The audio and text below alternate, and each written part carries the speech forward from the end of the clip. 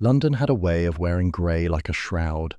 On this particular morning, the drizzle had been falling since dawn, soft at first and then insistently steady, drumming against window panes, blurring the outlines of buildings into shapes that looked almost spectral. Chimney smoke lay low, mingling with the damp, and the street below was a watercolour of umbrellas and raincoats, splashed here and there by the wheels of passing cabs. It was the sort of morning that encouraged one to stay indoors, to huddle close to the fire with tea steaming in its cup, and to let the world outside manage itself. That, at least, was Tuppence Beresford's opinion as she stood at the sitting-room window, her hands resting on the sill, her breath clouding the glass faintly. "If London insists on drowning itself," she observed, "it ought at least to do it with some style. This looks more like sulking than raining." Behind her, Tommy Beresford folded his newspaper with the neatness of a man who had been trained in efficiency and had never quite abandoned the habit. "Weather reports suggest sulking is to be the order of the day," he replied. "Rain until evening. I don't mind it myself. Suits London, don't you think? Gives it atmosphere." "Atmosphere is well and good in a detective novel, Tommy," she said, turning to face him. "But in real life it leaves one with damp stockings and a cold nose. Still, I suppose it keeps the criminal classes indoors, which must be a relief to Scotland Yard." Their exchange might have continued in the same vein, light banter that was their habit and their comfort, had it not been for the knock at the door. The postman, his coat shining wet, delivered a single envelope, which the landlady brought up with a sniff of disdain for the weather, and, perhaps for the Beresfords' tendency to receive correspondence that was seldom dull. The envelope was thick, its paper the sort that spoke of old estates and careful stationery cupboards. The address was written in a fine, slanted hand, elegant yet hurried, as though the writer had wanted both to impress and to unburden themselves quickly. What drew Tuppence's eye most, however, was the crest stamped in faded red wax upon the back. A raven, wings spread wide, perched upon a crumbling tower. "Now that," she said, holding it delicately between two fingers, "isn't the sort of emblem one receives every day. It looks positively Gothic." Tommy, curious, rose from his chair. "It looks like something out of a penny dreadful. Do we open it, or do we summon a priest first?" Tuppence broke the seal with a firm motion. Inside, the paper was yellowed at the edges, the ink slightly smudged as though written in haste, or perhaps with a trembling hand. She began to read aloud. "My dear Mrs. Beresford, you will forgive the liberty of my writing, though we have never met. I am Eleanor Whitcomb of Ravenwood Abbey, Yorkshire. I am given to understand that you were once a school friend of my cousin Margaret, and that she spoke highly of your resourcefulness. It is on that slender connection, and with some desperation, that I now appeal to you. There have been occurrences at the Abbey, unfortunate accidents, whispers in the corridors, and a sense of dread that weighs heavily upon us all. The annual gathering of the family is soon to take place, and yet I fear that if these events continue, something far more tragic will unfold. They say the Abbey is cursed, though I dare not speak of such things. Still, I beg you, come discreetly and help me bring light to this darkness. I would not trouble you if I did not fear the consequences of silence. Yours in hope, Eleanor Whitcomb." The letter ended abruptly, as though the writer had been interrupted, or had run out of courage at the moment the ink dried. Tommy whistled softly. "Well, that sounds cheerful. A cursed abbey, accidents and whispers in the corridors. One almost expects a headless monk to come drifting through the postscript." Tuppence laid the letter on the table, her expression bright with the unmistakable gleam of interest. "You must admit, Tommy, it does have all the ingredients. An old abbey, a frightened lady, a family gathering. Why, it might have been written specially for us." "For you, perhaps," Tommy said dryly. "I noticed she mentioned your school friend, but not a word about me. I'm to be the luggage carrier, I suppose." "Oh, nonsense, she'll be grateful for both of us. Besides, you carry luggage very handsomely.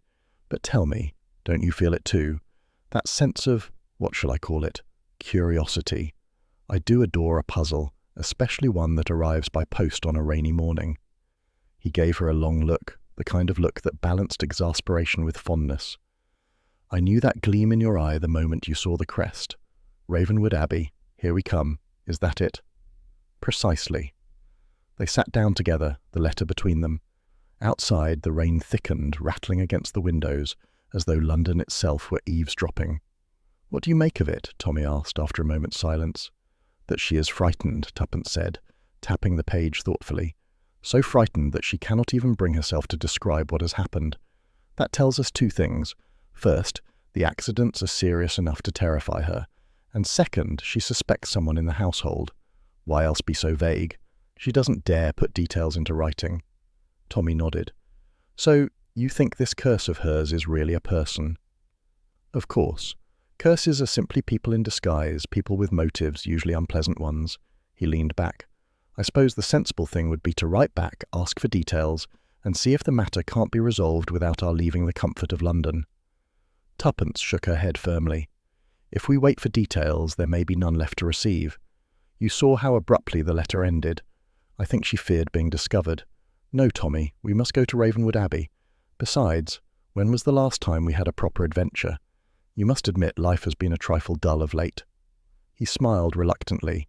"You mean we haven't tripped over a body in nearly 3 months? Yes, life has been intolerably tame." "Exactly." The fire sputtered softly in the grate. Outside, a cab splashed through a puddle, the sound muffled but distinct. Tuppence folded the letter carefully, as though it were both invitation and challenge. "Yorkshire, then," Tommy said at last. "I shall wire for the tickets. And perhaps, if the Abbey is as cursed as advertised, we ought to bring a torch and a stout walking stick." "And a sense of humour," Tuppence added. "Curses do hate to be laughed at."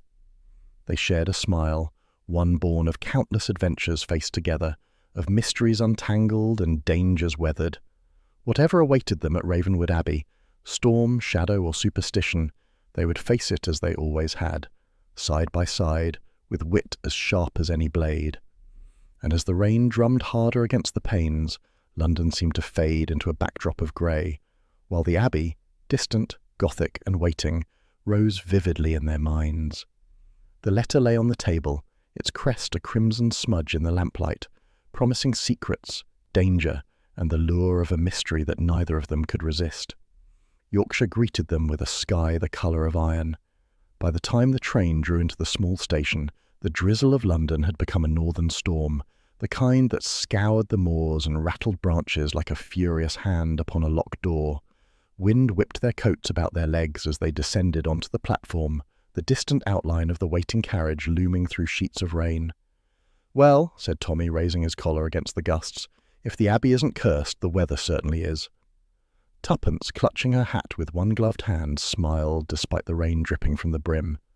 "Don't be tiresome, Tommy.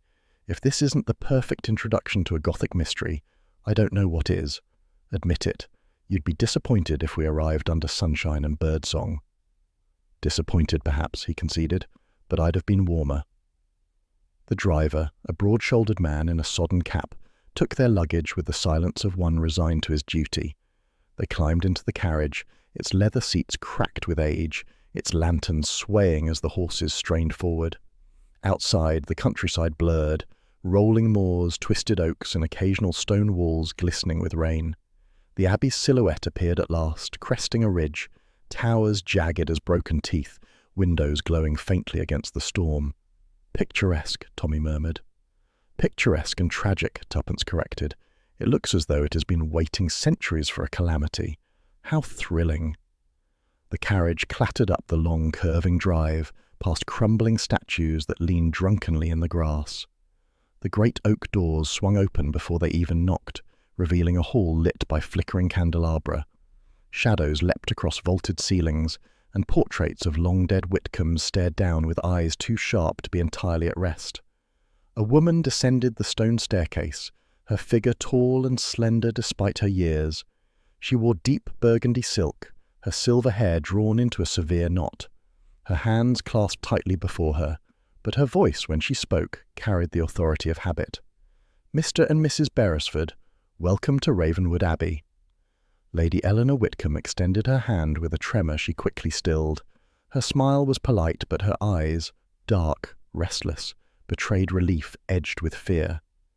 "We are honoured," Tuppence replied warmly, "though it seems we've brought the storm with us." "The Abbey has always kept its own weather," Lady Eleanor said quietly, as though the house itself might overhear. "Come, You must dry yourselves. The fire in the drawing room has been laid." The drawing room was a blend of faded opulence and stubborn grandeur. Heavy curtains muffled the wind's howl, though draughts teased the flames into uneasy flickers. A vast carpet bore the wear of centuries. Above the mantel, a portrait of some ancestral knight glared down, his sword gleaming faintly in the firelight. Introductions soon followed, the household appearing in turn like actors summoned to the stage. Lord Henry, Eleanor's eldest son and heir, entered with the stiff posture of a soldier and the expression of a magistrate dissatisfied with his docket. His eyes, coldly blue, assessed Tommy and Tuppence as though measuring them for faults. "My mother believes in outside help," he said bluntly. "I do not, but since you are here, I will not be discourteous." "Much obliged," Tommy answered, equally blunt. Next came Clara, a young woman with nervous hands and wide, searching eyes. She smiled faintly at Tuppence, then glanced away as though fearing the consequences of friendliness. A fine chain glimmered at her throat, half hidden beneath her gown, and her voice trembled when she offered welcome. "I'm glad you've come," she whispered when Eleanor's gaze turned aside. "Truly glad." Then the physician arrived, Dr. Blackwell, tall, impeccably dressed, with a smile too polished to be entirely trusted. His handshake lingered a second too long, his tone dripping charm. Ah, the famous Beresfords. Discretion, intelligence, resourcefulness. Lady Eleanor speaks of you most admiringly. Ravenwood is fortunate indeed. Tuppence caught the flicker in his eye, the hint of something unspoken. Charm, she reminded herself, was a mask often worn too easily. They gathered about the fire, sipping wine brought by silent servants whose eyes darted toward corners and corridors as if expecting shadows to move of their own accord. Conversation was polite yet strained, a taut string that threatened to snap with each remark. "Strange accidents," Eleanor admitted at last, lowering her glass. "A fall on the stairs, a fire that started without cause. My niece nearly suffocated when her window jammed shut. The Abbey has always had stories, but lately they are no longer mere whispers." "Stories of a curse?" Tuppence asked gently. Eleanor's lips pressed tight. "A curse, yes. Centuries ago, so they say, a monk betrayed his brothers and was cast into the crypt below. His dying vow was that no heir of Ravenwood would find peace. Nonsense, of course. Yet servants mutter, and my family—" She stopped, glancing at Henry, who sat rigid as stone. "My family grows unsettled." Henry's voice cut like steel. "We do not need ghost stories, Mother. What we need is vigilance, and perhaps fewer letters to outsiders." Eleanor's hands tightened in her lap. "And yet, outsiders are sometimes our only hope." Silence followed, filled only by the crackle of the fire and the distant wail of the wind. Later, as the hour grew late, Tommy and Tuppence were shown to their chambers. The corridors were long, lined with ancestral faces whose painted eyes followed every step. Candles sputtered in the draughts, casting elongated shadows that seemed to beckon toward hidden doors. Somewhere in the distance a clock told 9, its chime hollow, mournful. Their room, though comfortable, carried the same uneasy mixture of grandeur and decay. Fine draperies frayed at the hem, polished wood scarred by time. The window rattled faintly, rain streaking the glass. "Well," Tommy said, unbuttoning his coat, "we have our cast assembled. A stern heir, a trembling cousin, a charming doctor, and a matriarch with secrets. Add a whispering servant or two, and all we need is a body." "Don't tempt fate," Tuppence replied, slipping off her gloves. "In places like this, fate needs very little encouragement." They shared a quiet smile, though both felt the weight of the Abbey pressing in, its silence, its history, its unseen watchers. As Tuppence extinguished the lamp, the room sank into darkness, save for the glow of the fire dwindling to embers. Somewhere deep within the Abbey, a door creaked. A gust sighed through the corridors like a whispered warning. Ravenwood Abbey had accepted its new guests. Whether it welcomed them or intended to consume them remained uncertain. The Abbey by daylight was no less imposing than it had been beneath storm. Morning brought a brief reprieve from the rain, though mist clung stubbornly to the lawns and drifted in pale veils across the stone courtyards. Birds wheeled overhead, their cries thin and mournful against the silence of the house. Tommy and Tuppence, fortified by breakfast served with stiff ceremony, set out to acquaint themselves with their surroundings. It was their habit, on arriving anywhere new, to explore first and question later. Houses, Tuppence often declared, had characters as distinct as people, and one must learn to read their moods. The Abbey's mood that morning was secretive. Corridors stretched in confusing directions, doors appeared where no doors ought to be, and the very air seemed to breathe with draughts from unseen passages. "Remarkably poor architecture," Tommy observed as they wandered past a row of narrow windows. "One could lose an army in here." "Or hide one," Tuppence returned. "It suits our purpose admirably. Mystery is much more comfortable with a proper setting. Just look at those locks." She indicated a heavy oak door, its iron latch gleaming new against ancient wood. "Unusual," Tommy agreed, running a hand along it. "Modern fittings on a medieval door. Someone's made quite sure this stays closed." "What lies beyond, I wonder?" Before they could speculate further, the sound of footsteps interrupted them. A maid appeared, her head bowed, carrying linens. She froze at sight of them, then curtsied quickly. "Beg pardon, sir, madam. Best not to linger in the east wing. Lady Eleanor says it's not fit for guests." "Is that so?" Tuppence asked with a smile.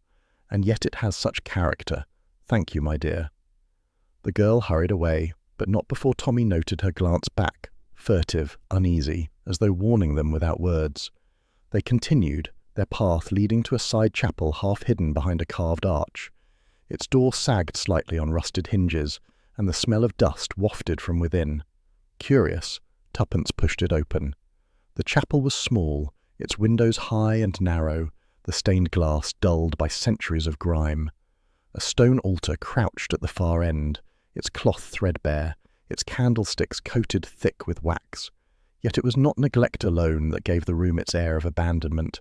It was something else, a heaviness, as though prayers had been swallowed rather than heard. "How very forgotten," Tuppence whispered.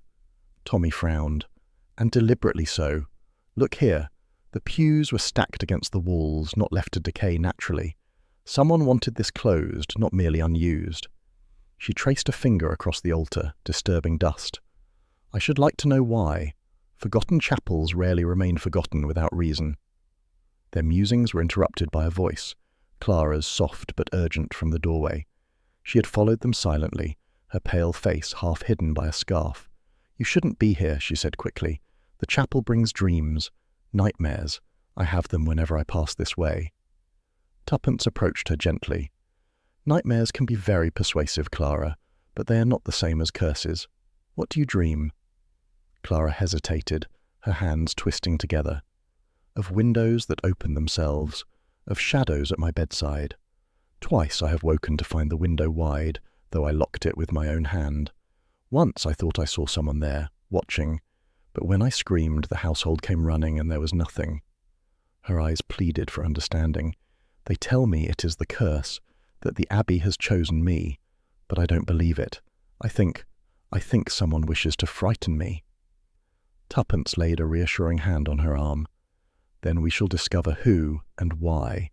Fear is often a mask for mischief." Clara's lip trembled, but she managed a small smile. "I knew you would understand." Tommy, meanwhile, was scanning the chapel's stonework. His gaze rested on a series of grooves near the window frame. "Look here," he said, crouching. "Scratches, recent ones, as if the latch has been forced." Clara gasped. "Don't alarm yourself," Tommy added quickly, "but you are quite right. Someone has been tampering with your windows. Curses don't carry tools, but people do." Before Clara could respond, a peal of thunder rolled overhead. The storm had returned with sudden fury. Determined to continue their exploration, Tommy and Tuppence led her back through the corridors, though Clara soon excused herself, pleading fatigue. They reached the courtyard just as rain began to lash once more. The gargoyles that lined the parapets glistened wetly, their grotesque faces twisted into eternal grimaces. Tuppence paused to adjust her umbrella when Tommy's sharp cry split the air. "Down!" he barked, seizing her arm. A massive stone gargoyle crashed to the cobbles where he had stood a moment before, shattering into fragments. Dust and shards flew in all directions, the echo booming like cannon fire. For a moment, they were both stunned into silence. Then Tommy straightened, brushing grit from his coat, his expression grim. "Well," he said, If that was coincidence, I'll eat the remains. That thing didn't simply loosen after centuries and choose this precise moment to fall. Tuppence's heart still hammered. You think it was pushed? I think, he replied, scanning the parapet above, that someone is very anxious we should feel the Abbey's hospitality in the most permanent sense. The courtyard was deserted, rain pouring through the gap where the gargoyle had been. No figure leaned from the parapets, no footsteps fled across the stones. Yet the sense of unseen eyes lingered, watching from some high window. Tuppence squared her shoulders. Then they have miscalculated. Nothing sharpens one's determination like an attempt at murder. True, Tommy agreed, but it does put one at a disadvantage when one's adversary prefers stonework to pistols. They returned indoors, shaken but resolute. The servants they passed whispered behind hands, casting uneasy glances at them. One phrase, caught in fragments, reached Tuppence's ear. The curse awakens. She turned sharply, but the maids fell silent, eyes lowered. Fear ran through the household like a current, and fear, she knew, was a tool as dangerous as any weapon. That evening, as they prepared for dinner, Tommy examined the scratches he had copied from Clara's window latch. Deliberate, no question. Someone wanted her frightened and us silenced.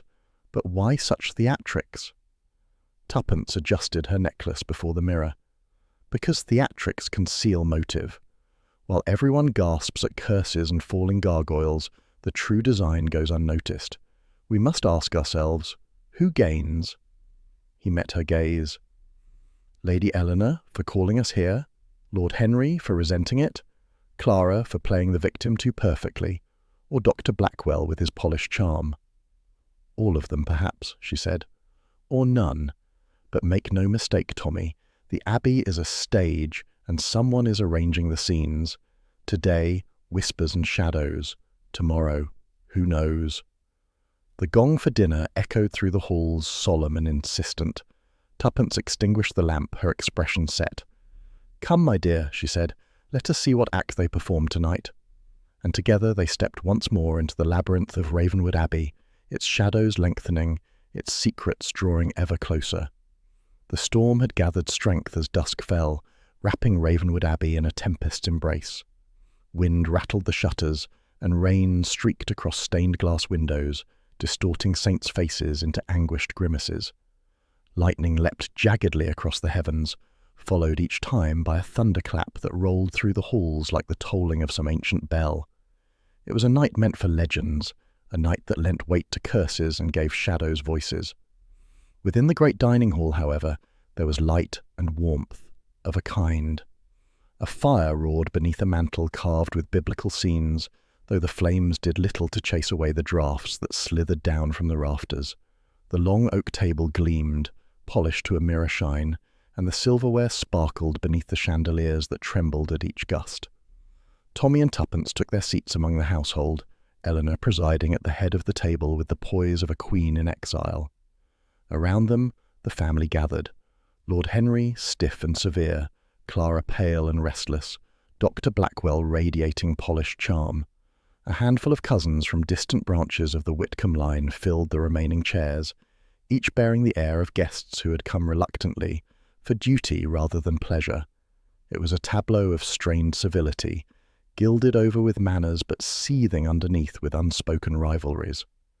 "Such weather!" exclaimed Cousin Edith, a stout woman with pearls straining against her collar. "One might almost think the Abbey delights in putting on a show for your visitors, Eleanor." Eleanor's smile was thin. "The Abbey has never required an audience, Edith. It has its moods, as we all do." Lord Henry carved into his meat with unnecessary force. "Moods. Superstitions. We ought to be beyond such talk in the 20th century." "Some superstitions endure," Tuppence remarked lightly, her eyes twinkling though her tone was casual. "I've always thought families cling to them most of all. They become traditions, like recipes handed down, some bitter, some sweet." Several pairs of eyes turned toward her, intrigued despite themselves. It was her gift, to slip beneath defences with a smile, to coax from her companions more than they intended to reveal. Dr. Blackwell chuckled smoothly. You speak as though curses and debts are written on the same page of the family ledger, Mrs. Beresford. Are they not? She countered, lifting her wineglass. Both weigh heavily, both must be accounted for, and both are often ignored until they cause real trouble. The remark landed with subtle force. Edith coughed into her napkin, Henry scowled, and Eleanor's hand tightened on her glass. Meanwhile, Tommy observed quietly, content to let Tuppence guide the conversation while he filed away reactions like evidence. He noted the flicker of Clara's eyes toward Henry each time money was mentioned, the way Blackwell's smile froze when debts were implied, the quick downward glance of Eleanor herself whenever inheritance was skirted too near. It was Eleanor who at last broke the tension, her voice calm, almost wistful. Ravenwood's ledger is older than any of us. Centuries ago, monks kept their manuscripts here. The abbey was not only stone and mortar, but a place of learning, of secrets written and guarded. When betrayal came, so the story goes, blood was spilled upon the very altar. "Ah, yes," muttered Cousin Philip, a gaunt man with a perpetually sour expression. "The betrayal. One monk against the rest, or so the tale says. He was cast into the crypt, swore vengeance on the Whitcombes, and, presto, a curse is born. Convenient explanation for every draught and creaking stair." A servant poured wine, but his hands trembled, and a few drops spattered the tablecloth. He muttered an apology, eyes darting to the shadows at the edge of the hall. Tommy marked it. Fear was not confined to the family. Lightning flared, painting the stained glass in lurid colours. The saints' faces seemed to grimace anew, the carved gargoyles above the hearth baring their teeth in flickering shadow. Tuppence leaned nearer to Clara, whose fork lay untouched. "You don't eat," she said gently. "Is it the storm?" Clara's lips parted, then closed again. She shook her head quickly, but her hand trembled as it set the fork down. "It is the Abbey," she whispered so faintly that only Tuppence caught it. "It presses on me. Every corner, every stair. I can scarcely breathe." Before Tuppence could respond, Henry's voice cut through. "We indulge weakness too much. The Abbey is stone, nothing more. Fear makes it strong, and fear is a failing." "Or a warning," Tuppence said brightly, raising her voice so all could hear. "One should always listen to fear. It often knows more than reason will admit." Henry's jaw clenched, and Blackwell's chuckle broke the moment once more, though this time it rang slightly hollow. Dinner proceeded with courses that few tasted: roasted pheasant, potatoes glazed with butter, puddings rich and heavy. Conversation circled inheritance like a wary hound, brushing against it only to retreat again. Yet even in avoidance, truth slipped free. Edith complained of a loan never repaid. Philip hinted that Eleanor had mortgaged portions of the estate. Blackwell reminded all, with courteous insistence, of the costs of maintaining the Abbey's structure, his tone that of a man well aware of the family's reliance on him. It was Eleanor who at last attempted to reclaim control. She raised her glass, her hand steady despite the storm rattling the windows. "To family," she declared, her eyes sweeping the table. "Whatever shadows haunt Ravenwood, it is family that endures." For a heartbeat, unity hovered. Glasses lifted, candles flickered. Then Henry's glass shattered in his hand, the stem snapping cleanly. Crimson spread across his palm, drops falling onto the linen like spilled rubies. A gasp escaped Clara's lips. Servants rushed forward, but Henry waved them away, blood mingling with shards as he stood rigid. "It is nothing," he said sharply, though his face had blanched. But the silence in the hall thickened, heavy with superstition. Someone, low at first, whispered the word, "curse."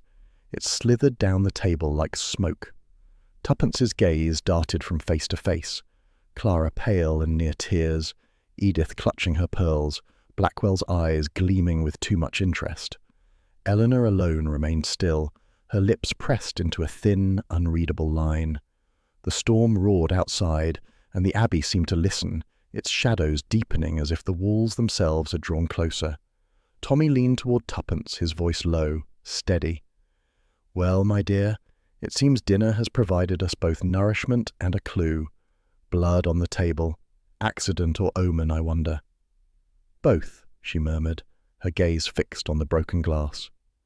"But whichever it is, Tommy, The Abbey has chosen tonight to remind us that secrets never sit quietly. They shatter. And as the servants cleared the debris with shaking hands, the family resumed their places with forced composure. Yet beneath the surface, the hall had changed. Politeness had fractured with the glass, and suspicion seeped like wine into linen, staining everything it touched. The Abbey at night was a place of uneasy silence. The storm had spent itself by midnight, leaving behind a hush that was almost more sinister than the thunder. The corridors lay draped in shadow, tapestries stirring faintly in the draughts, candles guttering to their last pools of wax. Somewhere deep within the walls, water dripped steadily as though counting the seconds until something should happen. And then it did. A scream shattered the silence. It tore through the Abbey with such raw terror that Tommy sat bolt upright in bed, already reaching for his dressing gown. Tuppence was quicker still, her feet on the floor before the echo had died away. "That was Clara," she said, voice sharp with certainty. "Come on, Tommy." They hurried into the corridor, their footsteps joining those of other guests roused from uneasy sleep. Lamps were snatched up, doors banged open, and voices rose in confusion. The cry had come from the west wing, and toward it they all converged. At the threshold of Clara's chamber they found Lady Eleanor, white-faced but composed, demanding order. Servants clustered nearby, their expressions caught between fear and curiosity. Clara herself lay half-collapsed on the carpet, her nightdress tangled, her face chalk pale. A broken candlestick lay beside her, its flame extinguished. Tommy knelt immediately, checking her pulse with the briskness of habit. She's alive, frightened more than harmed. Clara's eyes fluttered open, wild with terror. There was someone in the room, a figure, dark, robed. It stood over me. Her words broke into sobs. Tuppence, already beside her, gathered her gently into her arms, speaking soothingly.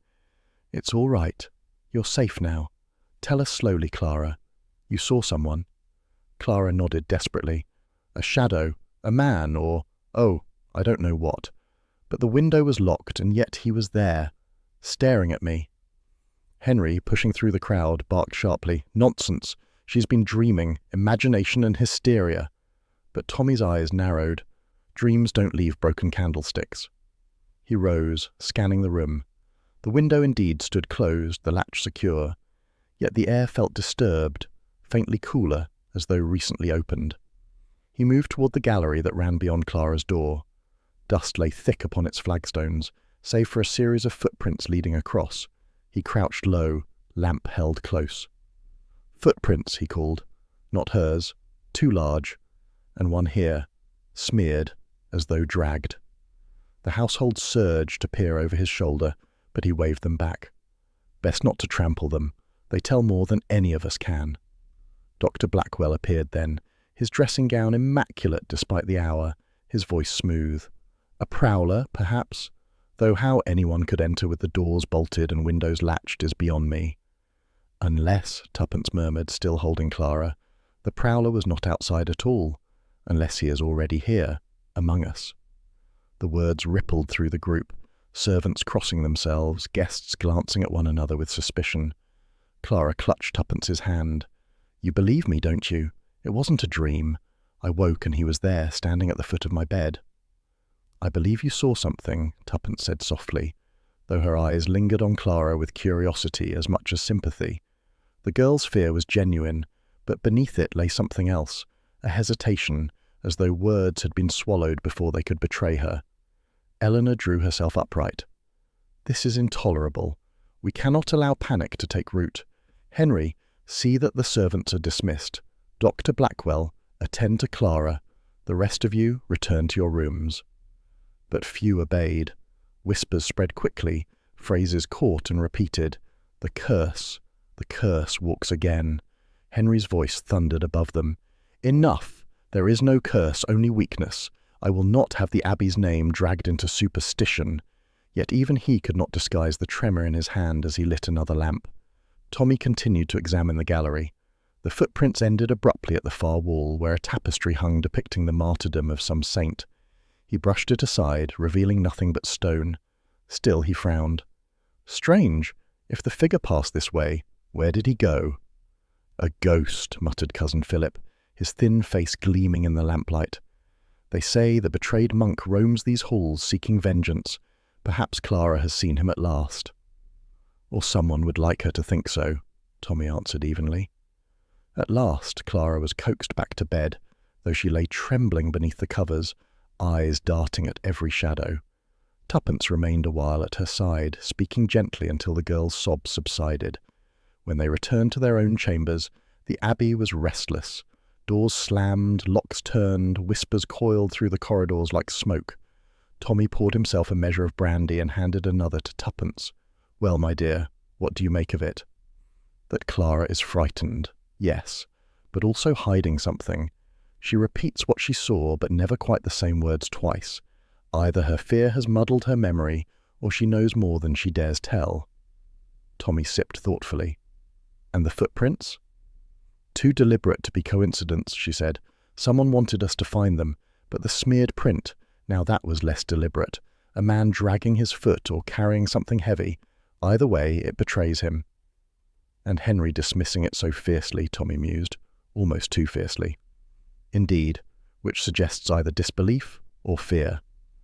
The clock in the hall struck 3, its chime echoing mournfully. They extinguished the lamps, though sleep did not come easily.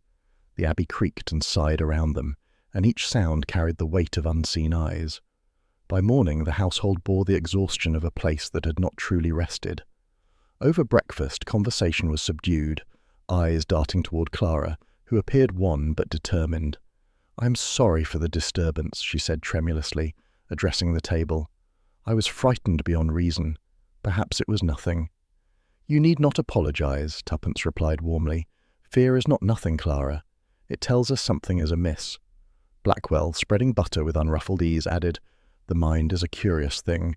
Stress, shadows, the hour of the night, hallucinations are not uncommon." Henry grunted agreement. "Precisely. We waste our time chasing phantoms." But Tommy leaned forward, his voice quiet but firm. "Footprints, Dr. Blackwell, do not hallucinate themselves, nor do candlesticks break of their own accord." The remark hung in the air, unchallenged. Afterwards, as the rain resumed its steady assault upon the windows, Tommy and Tuppence wandered once more through the Abbey. Lamps flickered in the draughts, shadows stretched across corridors, and locked doors barred their way with silent insistence. The curse was on every tongue, though few dared say it aloud. Yet beneath the whispers lay a deeper truth, one that both Beresfords could sense.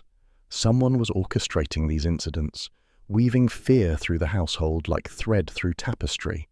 Whether to conceal a crime, to force a hand, or to eliminate an obstacle remained to be seen. As they paused in the gallery once more, Tuppence gazed at the smeared footprint. "You know, Tommy, there's one thing curses never do."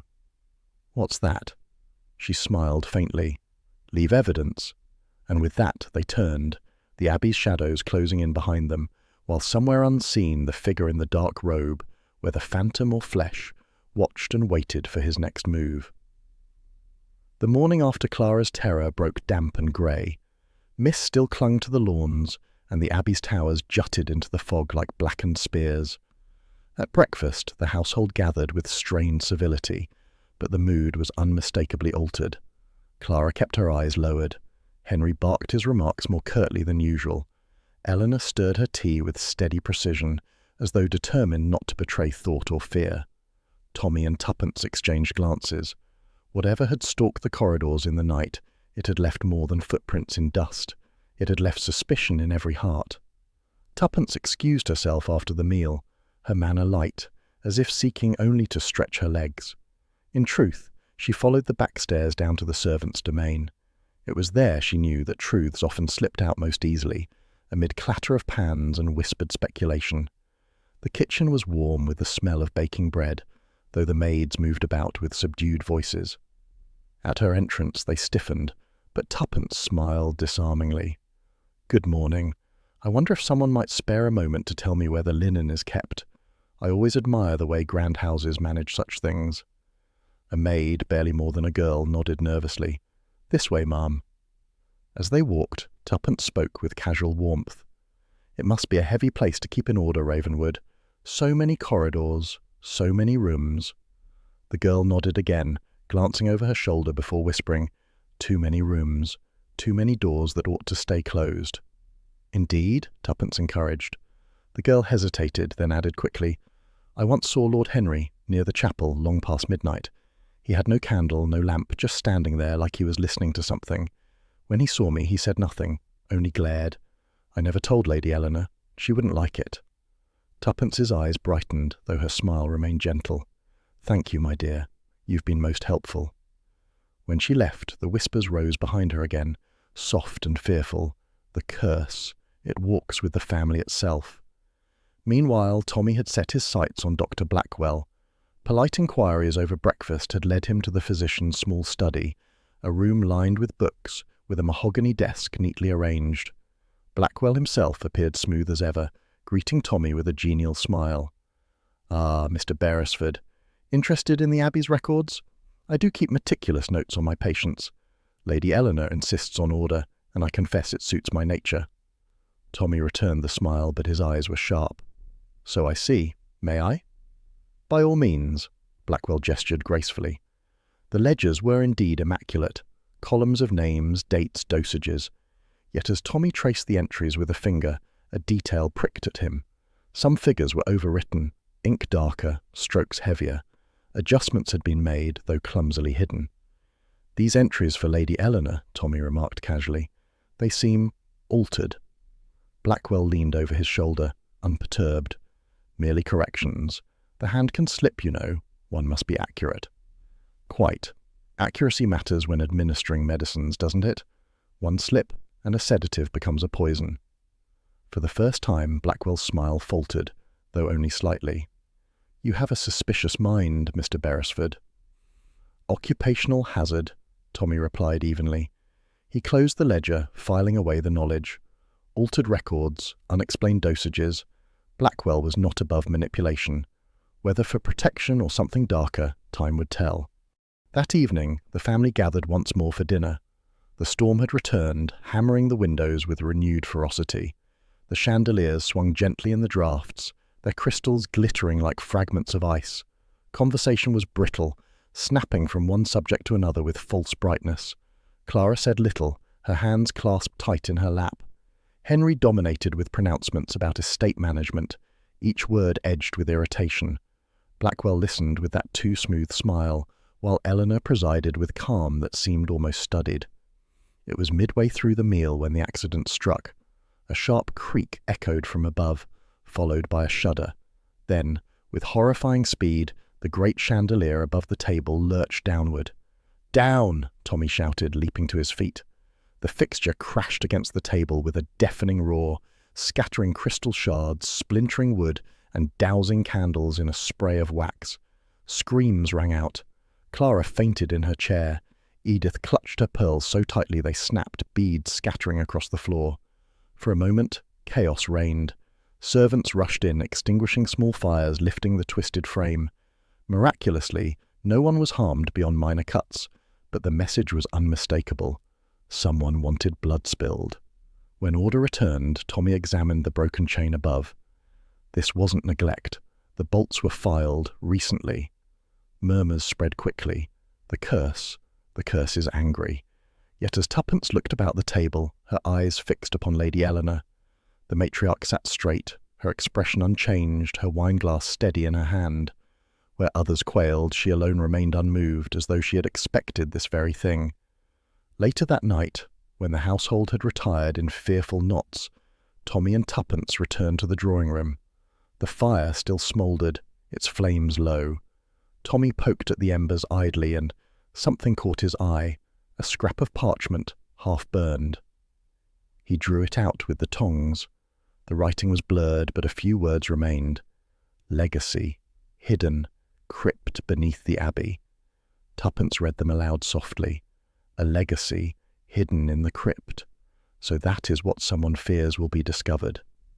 Tommy folded the fragment carefully. And someone tried to destroy it, which suggests it holds truth. She paced before the hearth, her mind racing. A family legacy, an inheritance perhaps, or proof of a claim. If revealed, it could change everything. Who owns Ravenwood? Who controls its wealth? A powerful motive indeed. And the accidents? Tommy asked.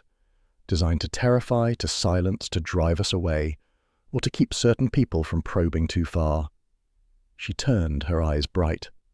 Tommy, this curse is nothing more than a mask. Behind it lies greed, calculation, and fear of exposure. The following day confirmed their unease. Henry grew more aggressive in his dismissals, as though desperate to smother suspicion. Blackwell lingered too often near Eleanor, murmuring in tones meant to soothe. Clara, though calmer, flinched at every sound, her gaze haunted. Servants crossed themselves when Tommy passed the gallery, whispering of ghosts. The abbey itself seemed to brood, each draught and creak feeding the legend. Yet the Beresfords no longer doubted. The curse was staged, crafted carefully to manipulate fear. The question remained, who had most to gain from shadows, screams, and falling chandeliers? As twilight fell once more, Tuppence spoke with quiet determination. We must press further, Tommy. Into the chapel, into the crypt, into every locked door. Ravenwood's secrets lie not in the storm or the shadows, but in the hearts of those who sit so calmly at its table. Tommy raised his glass to her. Then we shall give them no peace until those secrets are ours. The fire flared, sparks rising up the chimney. Outside, thunder rolled again across the moors, and deep within the abbey, unseen hands tightened their grip on the game. Ravenwood Abbey held its secrets as jealously as a miser hoards coins. Each corridor seemed to hint at doors that led nowhere, staircases that twisted into shadow, passages whose draughts spoke of unseen hollows. To Tommy, it was the architecture of deceit. To Tuppence, it was an invitation. And on that damp, restless evening, they resolved to answer it. The storm outside had lessened to a sullen drizzle, the kind that painted the windows with grey streaks. Most of the household had retired, the strain of the previous night weighing heavy. Yet whispers remained, of the crypt beneath the abbey, of treasures or curses hidden there, of footsteps where no one should walk. Tuppence leaned closer to Tommy as they strolled the gallery by lamplight. Every legend has a root, my dear. If people mutter about the crypt, it is not for nothing. The abbey itself seems to press us toward it. Tommy grunted, inspecting the wall where the martyr's tapestry hung, an immense woven scene of a saint meeting his grisly fate. And I suppose this saint is hiding the entrance, is he? He looks smug enough about it. Don't be flippant, Tuppence said, though her eyes twinkled. She pressed her hand along the stone, feeling for irregularities. Buildings like this always hide their sins. We simply need to find the seam. It was Tommy's hand that struck it, a faint ridge where the wall met the floor. With a decisive tug, he pulled the tapestry aside. Dust billowed, and the outline of a narrow door emerged, almost invisible in the stone. A rusted iron latch hung crookedly, its edges worn smooth by centuries. Well, well, he murmured. Shall we knock, or do you prefer the dramatic entrance? The dramatic entrance, naturally, Tuppence replied. The latch resisted, then yielded with a groan, revealing a staircase curling downward into darkness. Cold air breathed from below, damp and faintly metallic, carrying the unmistakable scent of earth long undisturbed. After you, Tommy said gallantly, handing her the lamp. You only say that because you dislike crypts, and because you're more likely to see a ghost before I do. They descended carefully, each step echoing against stone. The air grew colder, the silence thicker. At last the passage opened into the crypt. The chamber stretched beneath the abbey like a hollow ribcage. Arches sagged under the weight of centuries, their stonework green with lichen. Rows of sarcophagi lined the walls, their lids carved with names and dates, though time had blurred many to illegibility. Water dripped steadily into shallow pools, reflecting their lamplight with a ghostly shimmer. Tuppence shivered, not from fear, but from the uncanny weight of history pressing around them. How many Whitcombs lie here, I wonder, all waiting for their descendants to add new quarrels to the pile? Enough to populate a small village, Tommy muttered. His lamp swept the floor. Look. Footprints, not centuries old, not dust-caked, but recent, sharp impressions in the powder that coated the flagstones, and beside them, scattered candle stubs, their wax dribbled fresh, their wicks blackened but intact. So much for curses, he said grimly. Someone's been using this place regularly. They followed the trail deeper into the chamber. At the far wall stood a crude stone altar, upon which rested a heavy Bible bound in cracked leather. Its pages were yellowed, but a closer glance revealed writing, notes in the margins, some faded, others startlingly recent. Tuppence bent over it, her eyes narrowing. These entries, look, Tommy, notations about births, marriages, legitimacy. Go on, he urged. She traced a finger along a scrawl. Here, an annotation from the last century, the child not lawful, claim disputed. And here, the line must be concealed. Her voice dropped. This isn't just a family Bible. It's a ledger of bloodlines, of who may or may not rightfully inherit. Tommy gave a low whistle. Which means if someone wanted to erase evidence or create it, this would be the place. And if there's a legacy hidden, it may not be gold, but proof. Proof of a claim that could topple one heir and elevate another. They exchanged a look. Motive. Clear, sharp, undeniable motive. Tommy snapped the Bible shut. We'll take this upstairs. But the words froze as a heavy slam echoed above them. The door, the tapestry-hidden door, had swung shut with a force that shook the stones. Darkness deepened around them as the lamplight flickered, suddenly fragile. Someone knows we're here, Tuppence whispered. Tommy dashed back up the steps, hammering against the door. It held fast, barred from above. He swore under his breath. Trapped, and by someone clever enough to time it. Tuppence steadied her voice. Then we shall not panic. Trapped doors rarely last against ingenuity. He managed a grin despite their plight. Good thing I brought ingenuity with me. They searched swiftly. At the far side of the crypt, where damp seeped through the walls, Tommy found a vent grating half hidden behind a sarcophagus. Rusted, narrow, but it yielded with effort. A draught pushed through, carrying faint sounds of the storm outside. Not much of an exit, but enough for air. Whoever locked us in didn't plan on leaving us dead, at least not yet. Which tells us, Tuppence said, that they wanted us frightened, not silenced, not tonight. They waited, ears straining, until at last, an hour, perhaps more, the door creaked open. No footsteps, no voice, only emptiness. Whoever had trapped them was gone. They climbed back into the corridor, shaken but resolute. The Abbey's silence mocked them, every tapestry and shadow complicit. Tuppence held the Bible close, its weight heavy in her arms. This is the heart of it, Tommy. Not curses, not shadows. Bloodlines, inheritance, legitimacy. Somewhere in these pages lies the answer to Ravenwood's terrors. And someone is desperate enough to lock us in a crypt rather than let us read them, he added grimly. She nodded, which means we are very close indeed. When they returned to the drawing room, the fire had been rekindled. Eleanor sat there alone, her figure silhouetted against the flames. She looked up as they entered, her expression calm, though her eyes flickered briefly to the Bible in Tuppence's hands. You've been exploring, she said softly. An abbey invites exploration, Tuppence replied lightly. Eleanor's gaze lingered on them. Be cautious. Some doors are closed for good reason. And some, Tommy returned evenly, are closed for fear of what lies behind them. A silence stretched, filled only by the hiss of burning logs. Then Eleanor rose, her dignity unshaken. Good night, Mr. and Mrs. Beresford. She left without another word. Tuppence turned to Tommy. Did you see her eyes? She knew. She knew about the crypt, about the Bible, perhaps even about the door being locked. Tommy rubbed his chin. Or she's very good at pretending. Which, Tuppence said, settling into a chair, is just as dangerous. They examined the Bible long into the small hours. The entries painted a portrait of generations of Whitcombs, marriages forged for land, children concealed, lines of succession bent and broken. Again and again the word disputed appeared, scrawled by different hands across decades. At last Tuppence sat back, exhaustion tempered by determination. Tommy, the curse is nothing more than a smokescreen. What truly haunts Ravenwood is inheritance. Someone fears their claim may be stripped away by truth. And someone else is eager to frighten rivals into retreat, he agreed. She closed the Bible with a decisive thump. Then we must trace the line. The Abbey's ghosts are not the dead, but the living who fear exposure. They doused the lamps and sat in silence, the Abbey's creaks and sighs surrounding them like a restless sleeper. The storm outside had ebbed, leaving only the steady drip of rain from the eaves. Yet beneath the quiet, danger lingered, sharper now, more human, more deliberate.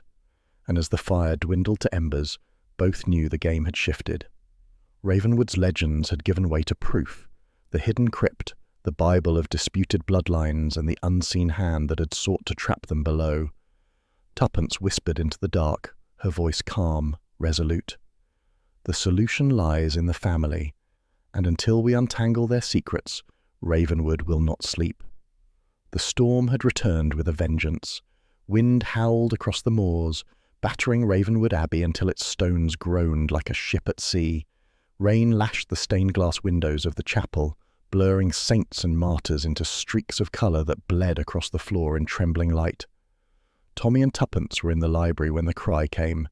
A frantic shout, cut short, followed by the heavy crash of something striking stone. They were running before the echo died. The chapel was dim, lit only by flickering candles along the altar. At the base of the steps lay Lord Henry, his body twisted awkwardly, blood seeping from a cut at his temple. A heavy brass candlestick, toppled from its stand, lay inches from his outstretched hand. Clara was already there, her voice breaking. "Henry! Henry, speak to me!" Lady Eleanor appeared moments later, composed despite the chaos. Her eyes swept the scene once, sharp and assessing, before she turned to Blackwell, who hurried forward with professional efficiency. "Still breathing," the doctor announced after a quick examination. "Unconscious, but no fracture I can find. We must get him to his bed." The servants lifted Henry carefully, carrying him toward the west wing, yet the whispers had already begun, spreading like smoke through the chapel. The curse has struck again.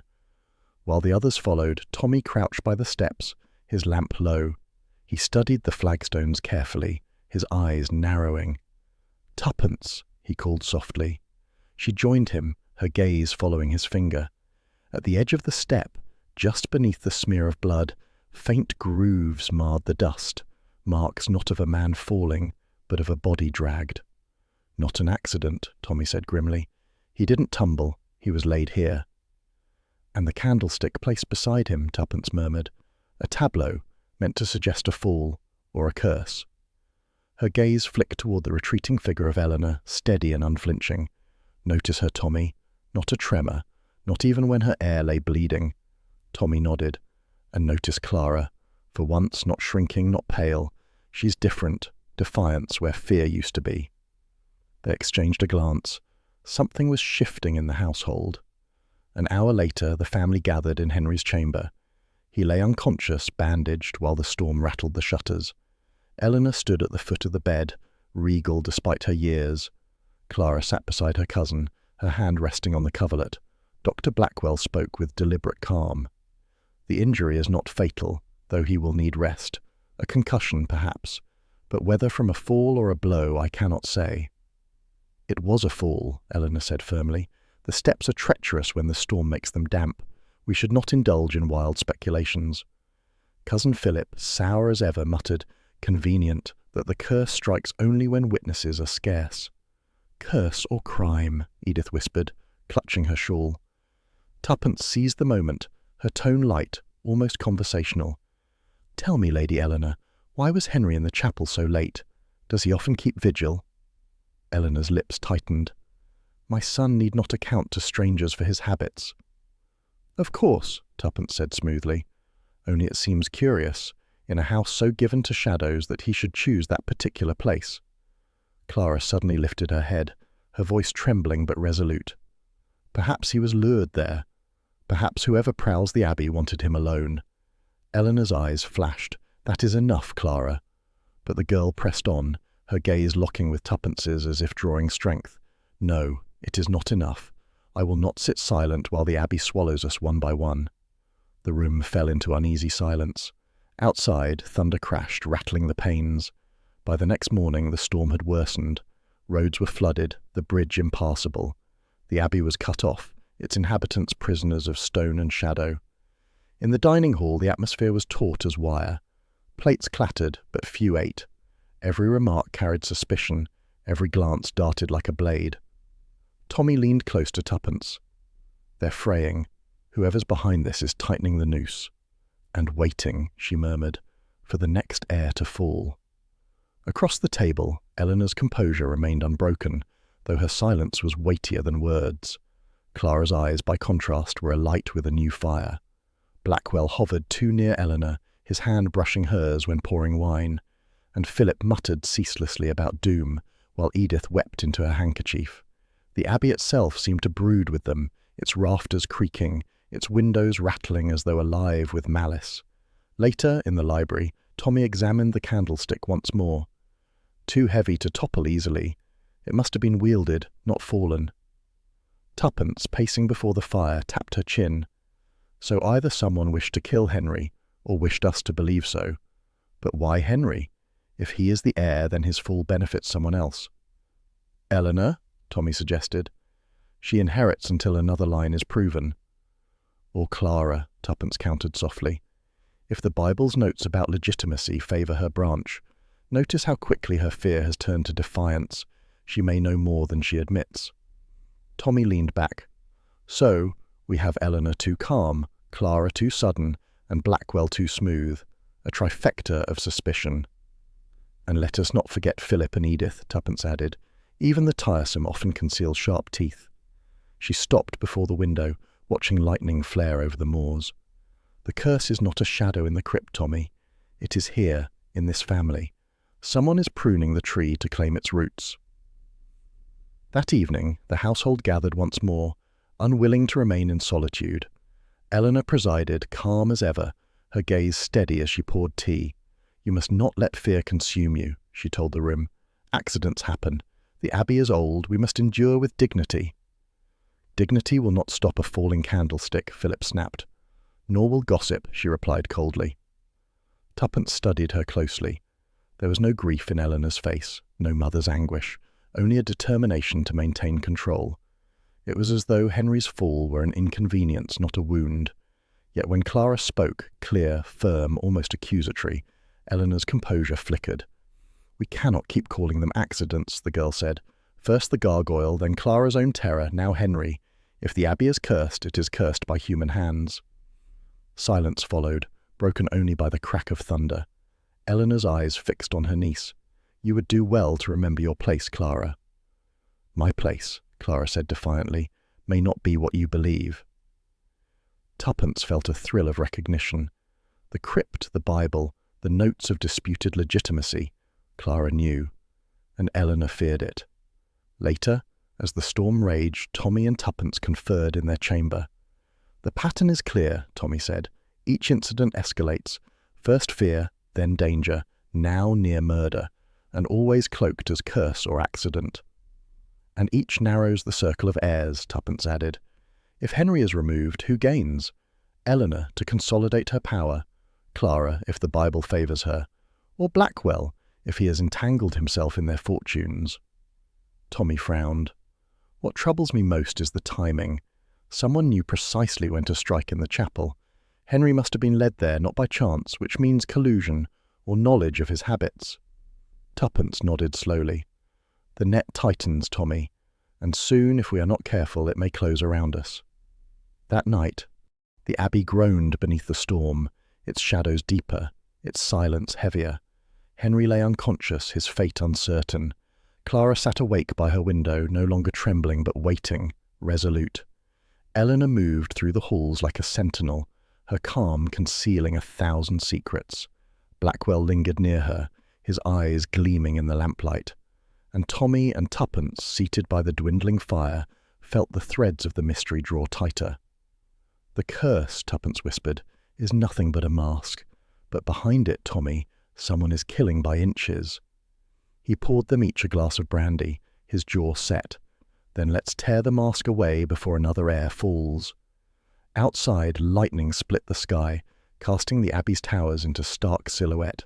For a heartbeat they looked like prison bars, holding the family and their secrets captive within. And somewhere in the echoing dark of Ravenwood, the unseen hand prepared its next move. The storm had not abated. Indeed, by nightfall it had become a siege. Wind clawed at the abbey's towers, rain lashed its windows with the fury of 1,000 hands, and thunder cracked so violently that the portraits in the gallery seemed to flinch.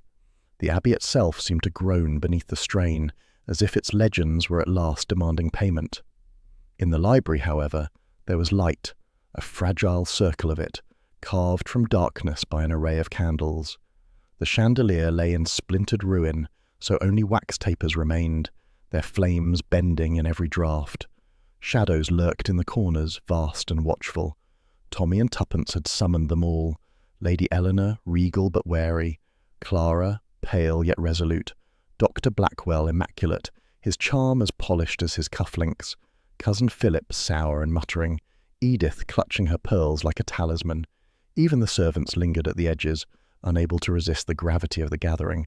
Tuppence began softly, her tone conversational, almost casual. It is said that candlelight reveals character. Harsh light blinds, shadows deceive, but a candle flame, why, it catches every flicker of the eye, every tremor of the hand. So, my friends, let us speak plainly. Tonight, in this light, the truth will out. A ripple passed through the room. Eleanor's eyes narrowed. Blackwell's smile did not falter, though it thinned. Tommy rose, placing a hand upon the heavy Bible they had recovered from the crypt. We have all heard the whispers of curses, but curses are convenient things. They explain too much, demand too little. What we have here is not a ghost's hand, but a human one, and tonight we shall follow its trail. He turned first to Blackwell. Doctor, your ledgers are indeed meticulous. Too meticulous, one might say. Figures overwritten, dosages adjusted, names smudged and re-entered. Errors happen, of course, but when errors all bend the same way, towards sedation rather than healing, they cease to be mistakes. Blackwell's eyes gleamed, his smile tightening. You accuse me of malpractice, Mr. Beresford. Absurd. Lady Eleanor can vouch for every instruction I carried out. Eleanor inclined her head coldly. Dr. Blackwell has been a loyal servant of this family for years. Tommy pressed on. Loyal, yes, but to whom? Lady Eleanor, you yourself have been prescribed sedatives in greater doses than necessary. Was it to keep you calm, or to keep you compliant? A murmur swept the room. Eleanor's lips thinned, but she said nothing. Tuppence's gaze was sharp. Doctor, you are charming, certainly. Too charming. But charm is a mask, and masks crack under heat. Yours has cracked already. You altered those records not to heal, but to control.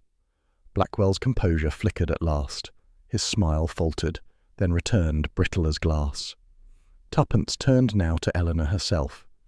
And what of you, Lady Eleanor? You speak of dignity, of legacy, of endurance. Yet dignity has been bought on credit, has it not? The Abbey stands upon debts as ancient as its stones. Mortgages, loans, bonds, paper towers more fragile than these walls. Eleanor's eyes flashed. How dare you? How dare I? Tuppence interrupted lightly. How dare you conceal it?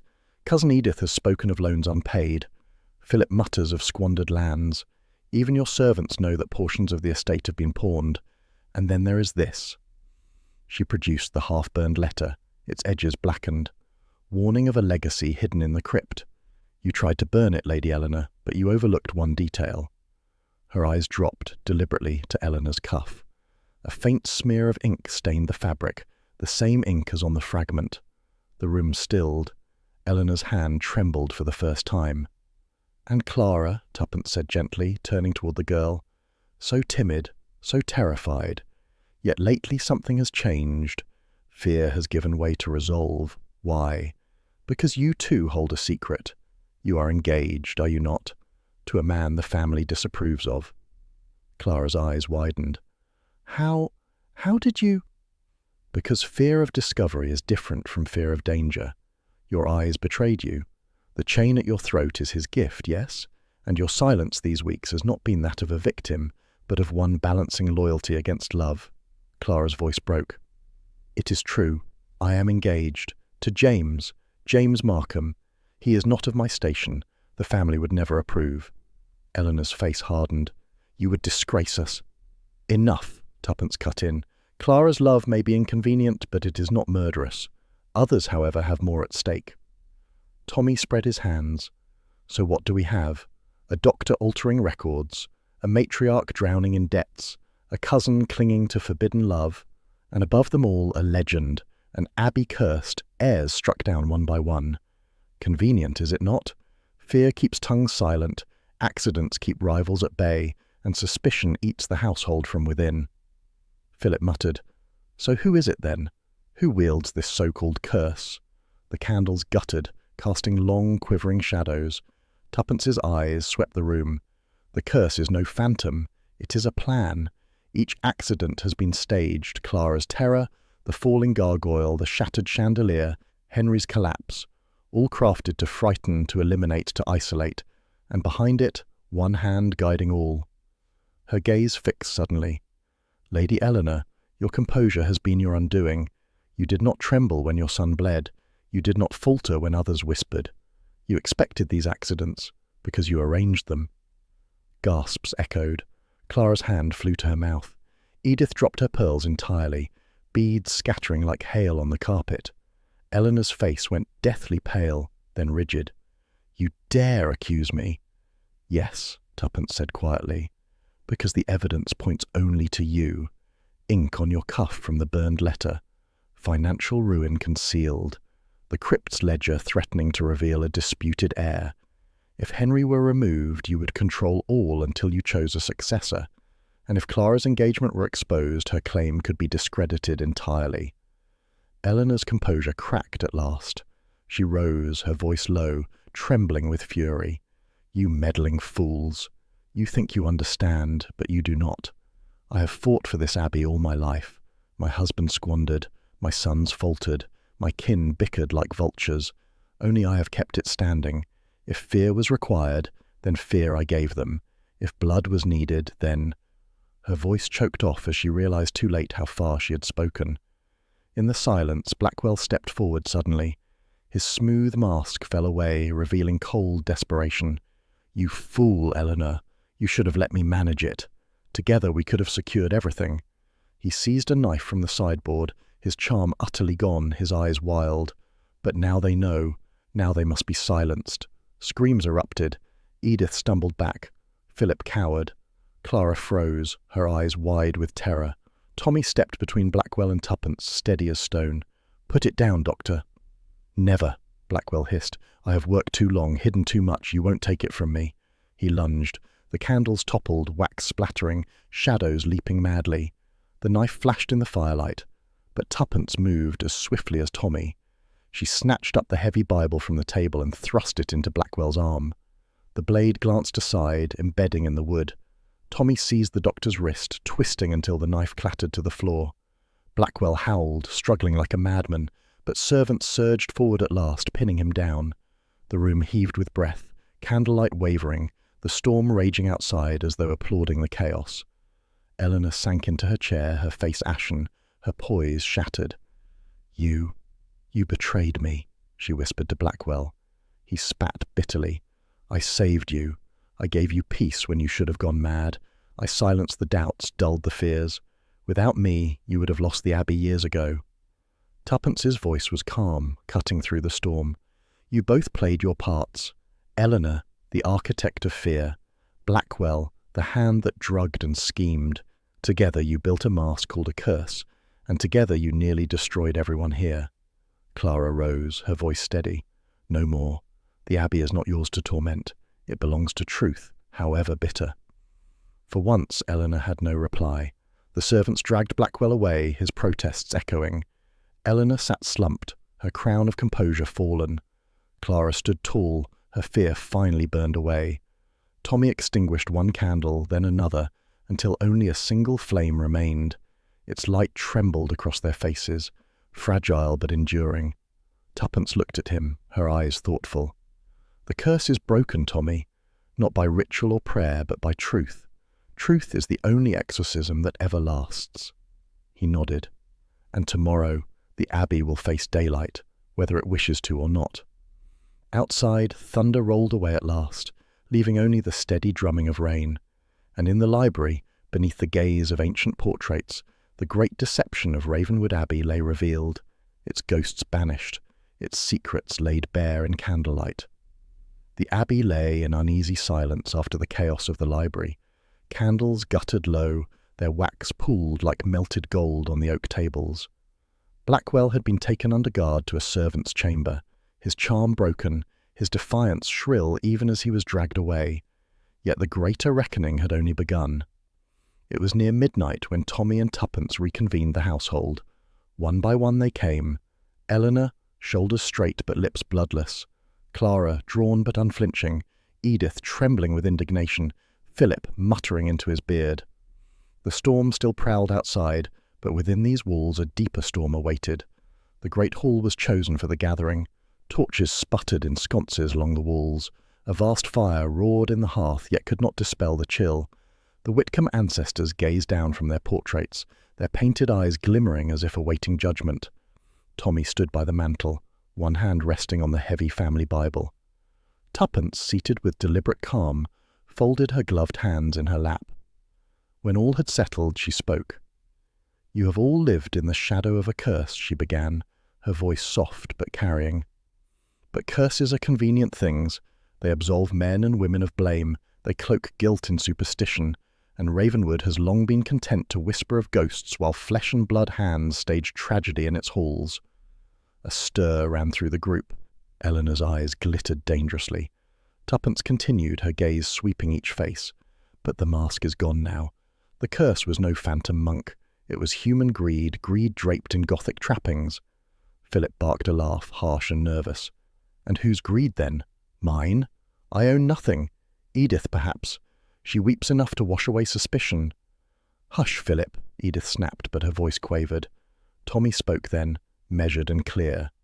"The greed belongs to those who feared loss most. Blackwell tampered with medicines, yes, but he was not the mastermind. He was an accomplice.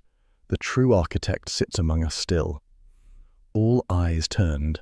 Eleanor's hands clenched on her chair's arms, white-knuckled. Tuppence leaned forward, her tone deceptively light. "Lady Eleanor, you told us often of the Abbey's curse, of whispers, of accidents. You sowed fear deliberately. You were too calm when Henry was struck down, too prepared when chandeliers fell, and when the half-burned letter was found, its ink lingered on your cuff." Eleanor's nostrils flared. "You spin coincidences into proof." "Do I?" Tuppence said mildly. "Or do I speak the truth you dread? Let us speak of heirs. The Bible from the crypt revealed notes, children declared illegitimate, lines of succession disputed. That ledger endangers your entire position. For if Henry is disqualified, if Clara's line rises, your debts, your hold, your abbey, all collapse." Clara gasped. "You mean Henry may not even be—" "Yes," Tuppence said gently. "That is the heart of it. Illegitimacy, scandal buried beneath centuries of stone, and Eleanor knew that if it surfaced, Ravenwood would slip beyond her grasp." At last Eleanor rose, her figure taut as a bowstring. Her eyes blazed, her voice rang with fury. "You think me villain? You children who play at sleuthing. I have held this abbey together while my kin whined and squandered. My husband was weak, my sons faithless. Only I bore the weight, and you dare accuse me of greed when all I sought was to preserve what was ours." Her voice cracked, and for the first time raw desperation gleamed beneath her hauteur. "Yes, I spoke of curses. Yes, I fed their fears. But what choice had I? Without fear they would tear Ravenwood apart themselves." She moved suddenly, snatching the poker from the hearth. The firelight caught its iron tip, glowing red. Gasps rang through the hall. "No further!" Eleanor cried. "I will not be stripped, not here, not tonight. Ravenwood is mine, and I will burn it rather than see it stolen." Tommy stepped forward, his voice firm. "Put it down, Lady Eleanor." "Stay back," she hissed, the poker raised. "You will not take this from me." Tuppence rose with deliberate calm, her tone low, hypnotic.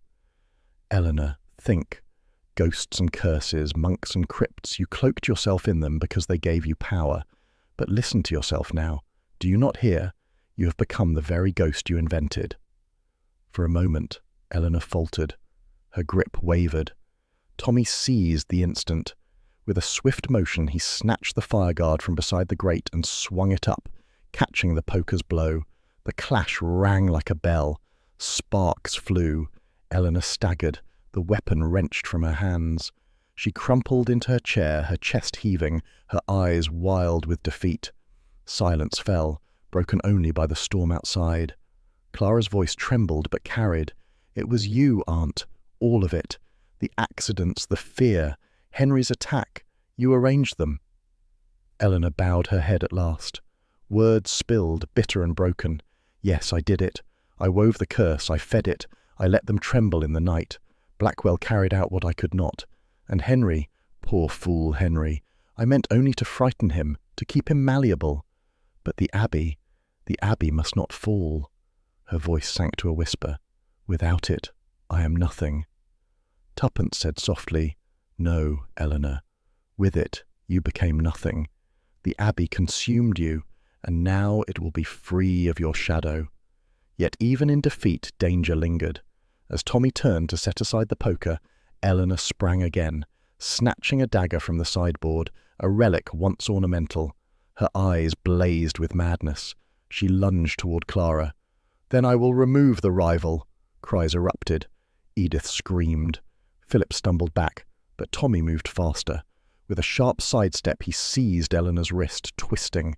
The dagger clattered to the floor. Eleanor collapsed, sobbing, into his arms.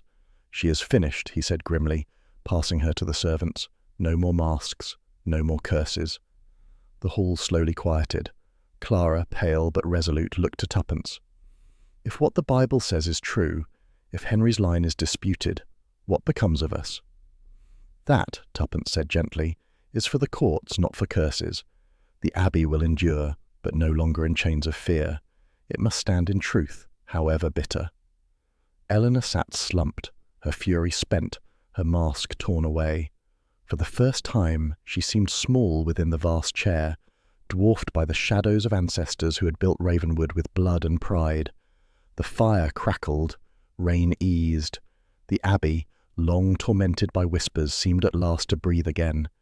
Tuppence extinguished one candle after another until only a single flame remained. Its glow trembled across their faces.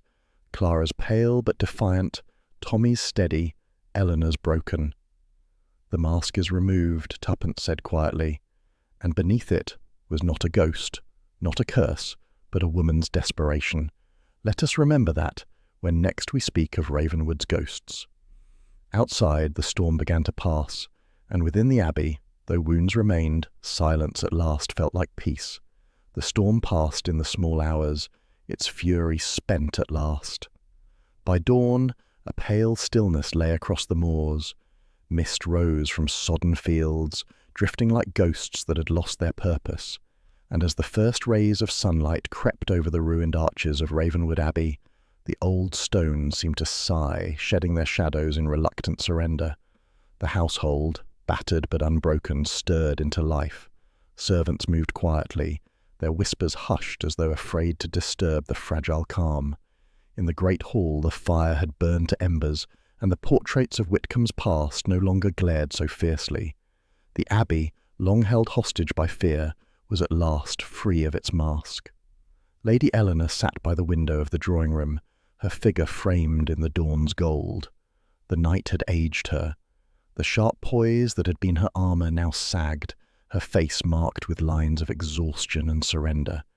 Yet in her eyes, for all their redness, there was an odd relief, like a prisoner unburdened by confession. When Tommy and Tuppence entered, she did not rise. She only folded her hands more tightly. "I fought too long," she said simply, her voice a whisper. "The Abbey consumed me. I thought I preserved it, but it was I who poisoned it. Perhaps it is mercy that my secrets are gone." Tuppence regarded her with gentleness. "Truth has a way of cleansing, Lady Eleanor. Hard though it may be, it lifts more than it destroys." Eleanor gave a faint, humourless smile. "And yet the Abbey remains.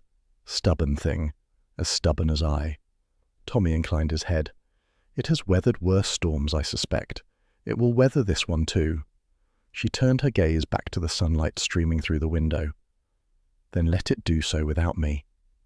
In the gallery, Clara walked alone among the portraits, her steps light for the first time in days. When Tuppence found her, she no longer flinched at shadows.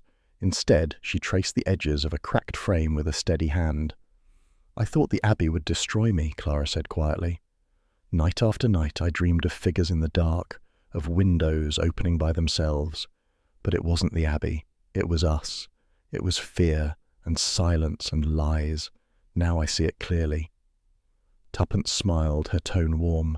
Fear is loud in the dark, Clara, but daylight always shows its true size. Clara lifted her chin. I will rebuild my life, with James, if he still wishes it, without shame, without permission begged from ghosts or debts. It is time I live, not merely endure. Tuppence took her hand. That, my dear, is the bravest choice of all. By mid-morning the carriage was brought round. The horses stamped impatiently on the gravel, their breath misting in the chill air. The Abbey loomed behind, its towers stark against the brightening sky, scarred but standing, as it had for centuries. Tommy loaded their cases with a sigh of relief. Well, partner in detection, another mystery solved, curses debunked, villains unmasked, and we're alive to tell the tale. A modest success, I'd say. Tuppence laughed lightly as she settled into the seat. Modest indeed, though I rather think Ravenwood will be recounting our visit for another 100 years, he grinned, provided the chandelier holds this time. The carriage jolted into motion, wheels crunching over the gravel. The Abbey receded slowly, its silhouette framed by sunlight breaking through the last tatters of storm cloud. As the landscape widened around them, Tommy stretched, lighting his pipe with exaggerated nonchalance. So, Tuppence, was it the curse that fascinated you most, or the crypt with its charming decor? The crypt, naturally, she replied. Any house worth its mystery must have one, though I confess I prefer them without the threat of being locked in forever. And I, Tommy said, puffing contentedly, prefer them without damp footprints and disgruntled physicians lunging at us with knives. She tilted her head. Oh, admit it. You'd be disappointed if there hadn't been at least one attempted stabbing. It wouldn't feel like a proper holiday otherwise, he chuckled. True enough. But next time, I vote for a seaside mystery. Smugglers in Cornwall, perhaps. Less drafty than Abbey crypts. Tuppence's eyes sparkled. We'll see what invitations come. Silence settled between them for a time, the steady clip of hooves soothing after so many nights of storm. At last Tuppence spoke, her tone softer, reflective. The truth is, Tommy, the Abbey was never cursed. Its ghosts were nothing more than shadows cast by the heart. Fear, pride, secrecy, they were the true hauntings. And greed most of all. The curse of Ravenwood was the human heart, unchecked by honesty. Tommy nodded, his expression thoughtful behind the curl of smoke. Then it's a curse no exorcist could lift. Only truth could do that. Exactly, she said. And truth, inconvenient though it is, always finds its way through, even in places as dark as Ravenwood. They shared a quiet smile, the kind born of battles endured together. The road turned, and for the last time they glimpsed the Abbey. Sunlight now crowned its towers, gilding their ruined edges with warmth. No longer a fortress of fear, it seemed merely what it was, an ancient house, wounded but enduring, awaiting a new chapter. Tuppence leaned back against the seat, drawing her coat closer. Farewell, Ravenwood. May your next century be kinder. The carriage rolled onward, carrying them toward new roads, new mysteries. Behind them the Abbey stood bathed in morning light, its shadows dissolved, its secrets laid to rest. And thus the story closed, not with curses or ghosts, but with sunlight breaking across ancient stone.